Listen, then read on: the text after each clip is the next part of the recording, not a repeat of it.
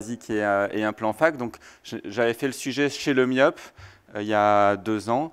Et là, je voulais faire un focus sur l'hypermétrope. Je fais quelques petits rappels pour les plus jeunes qui sont dans cette salle. Il y a quand même pas mal d'internes qui sont présents malgré la courte nuit qu'ils ont eue, je pense.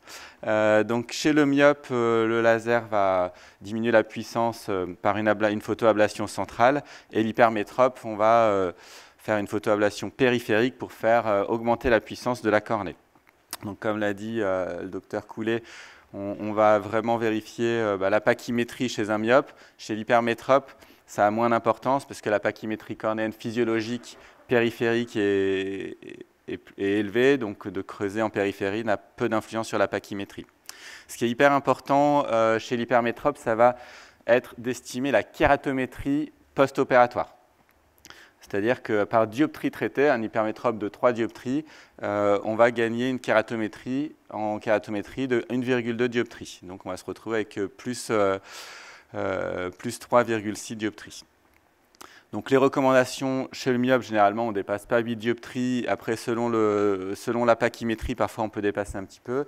Chez l'hypermétrope, on dépasse rarement 5,5 dioptries, mais ça m'est arrivé d'aller quand même au-delà, notamment chez les patients qui ont des kératométries assez basses.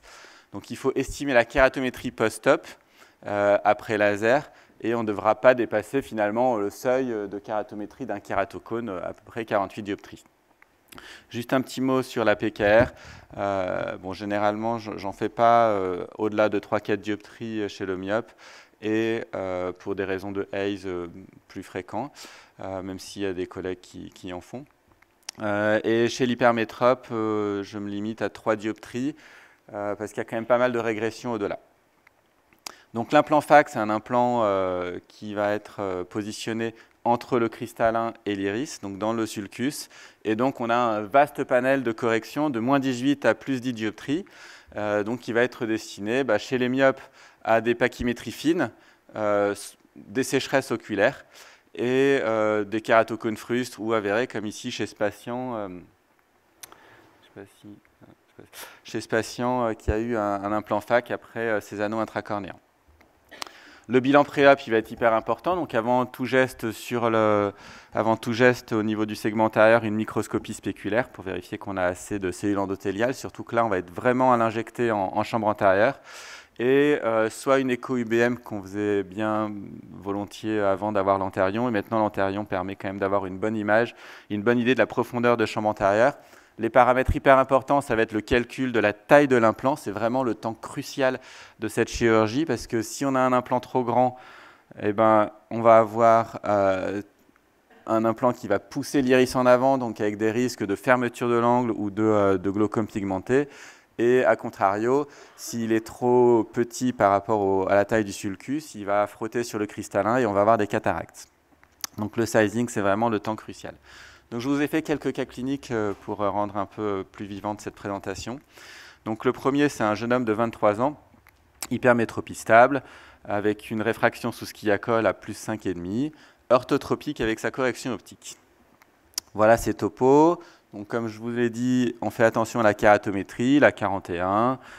Donc, on est assez serein sur ce qu'on peut faire. Et voilà, quand on fait son bilan oculomoteur, pour nos orthoptistes présent ce matin, on voit que ce patient, sans ses lunettes, je vous ai dit, il est orthotropique avec sa correction, sans ses lunettes, il a un strabisme accommodatif. Donc, un petit rappel sur la réalisation d'un LASIK, encore une fois donc déjà, voilà, on positionne sa sonde, on centre bien. Une fois qu'on est sûr d'avoir une bonne succion, on lance la découpe avec un laser femtoseconde qui va faire des milliers de micro-cavitations qu'on va aller soulever après délicatement, après avoir fait le tour du side cut. Voilà. On sèche bien pour éviter d'avoir une vague pendant la procédure excimer après qui peut diminuer l'efficacité. Puis après, le deuxième laser, donc voilà, pour faire la photoablation. Un bon rinçage pour éviter d'avoir un filament de compresse dans l'interface, ça fait désordre. Et on sèche bien à la jonction. Voilà, donc ce patient en post-op, il avait plus 5,50, il se retrouve à J1 avec moins 1,75, moins 2,25. Donc est-ce qu'on n'y a pas été un peu fort? Eh bien, d'expérience, non. C'est des patients qui vont finalement relâcher leur spasme accommodatif et progressivement s'hémétropiser. Donc il faut bien les prévenir que contrairement à un traitement myope où on va avoir un effet quasi immédiat, là, ça peut être un peu long au niveau de la récupération visuelle. Donc voilà en post-op. Non seulement il a plus son hypermétropie, mais il n'a plus non plus son strabisme accommodatif. Donc il est doublement content. Voilà un autre cas clinique d'un jeune de 31 ans, à un an post-op de sa chirurgie, qui était a priori d'environ 5 dioptries. Il se retrouve avec 7 et 8 dixièmes, myopisé, donc peut-être qu'il ne s'est pas assez relâché. Et vous le voyez sur ces topos, on a des kératométries maintenant qui sont au-delà de 50 dioptries, donc on dépasse, on est carrément dans des seuils de kératocone. Et avec un anneau de Fleischer qu'on voit souvent chez les traitements presbytes ou hypermétropes, mais là qui était particulièrement prononcé. Donc j'ai mis ce cas pour attention à la kératométrie post-op estimée. Donc le LASIK chez l'hypermétrope, c'est vraiment une super technique avec des durées de récupération un peu plus longues, il faut bien prévenir les patients et bien estimer sa kératométrie post-op. Un autre cas clinique, donc un jeune de 29 ans. Alors là, on a plus 8, plus 7,5, même plus 8, 25, plus 8 après skiacol. Des topographies qui sont bien. Une kérato moyenne à 44.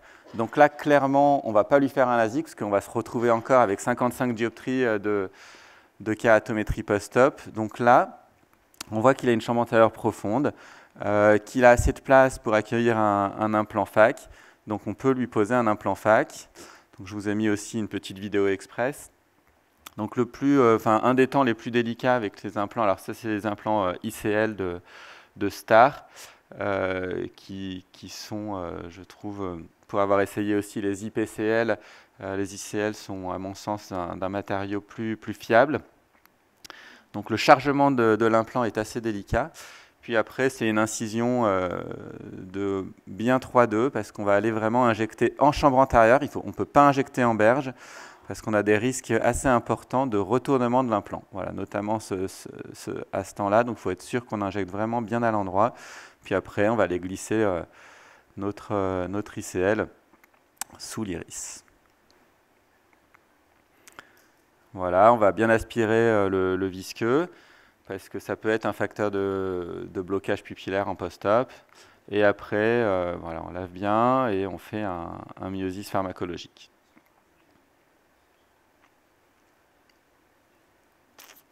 Voilà, on a aussi des implants, on peut corriger aussi la toricité.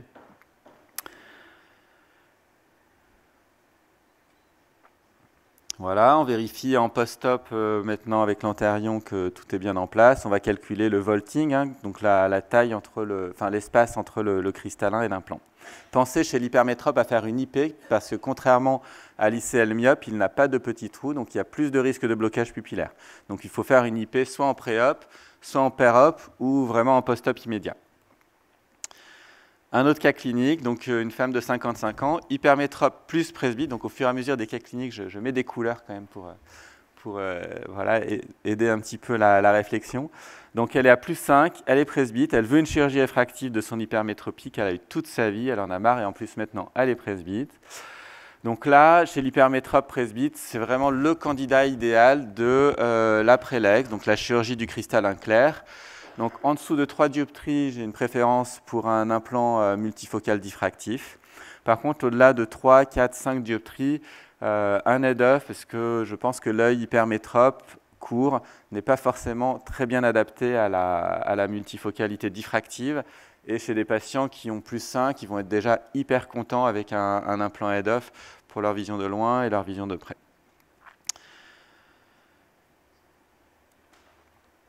Voilà, alors il y a plusieurs implants head-off disponibles, notamment le Vivity d'Alcon, le Pursi d'AMO, GNG.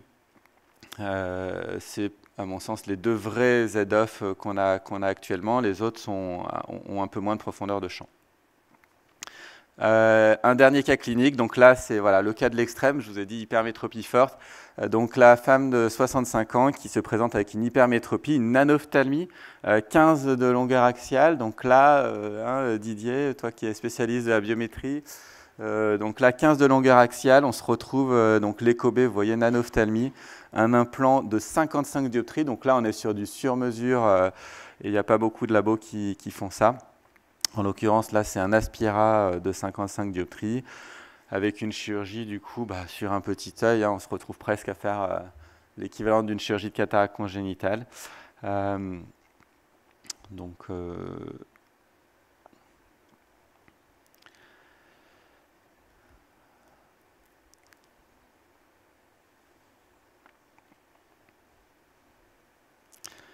Voilà, donc une chirurgie sur un petit œil avec peu de dilatation.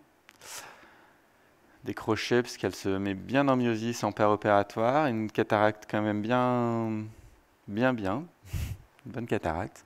Et cet implant de 55 dioptries qui nous sauve la mise. Voilà. Pour finir, merci à tous de votre attention.